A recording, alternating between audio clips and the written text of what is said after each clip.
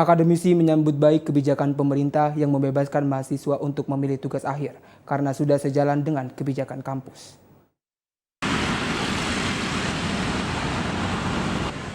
Pemerintah beberapa waktu lalu mengumumkan jika skripsi bukan menjadi satu-satunya syarat kelulusan bagi mahasiswa jenjang strata 1 dan diploma 4. Selain skripsi, mahasiswa dapat memilih tugas akhir mereka dalam bentuk lain seperti proyek dan lain sebagainya.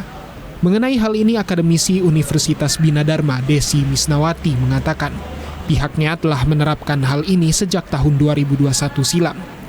Menurutnya, kebijakan ini sudah sejalan dengan kebijakan kampus yang membebaskan mahasiswa untuk memilih jenis tugas akhir mereka. Sebenarnya ini sudah dilaksanakan sejak tahun 2021. Jadi kita di Prodi Komunikasi mahasiswa mempunyai dua pilihan. Dia akan melakukan ujian skripsi atau akan melakukan tugas akhir.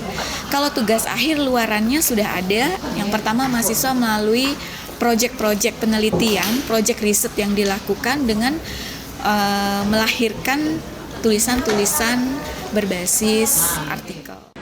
Salah seorang mahasiswa mengungkapkan hal ini merupakan gebrakan baru dalam perkembangan pendidikan di Indonesia. Menurut saya itu bagus, Pak, sebagai gebrakan baru untuk pendidikan di Indonesia, Pak.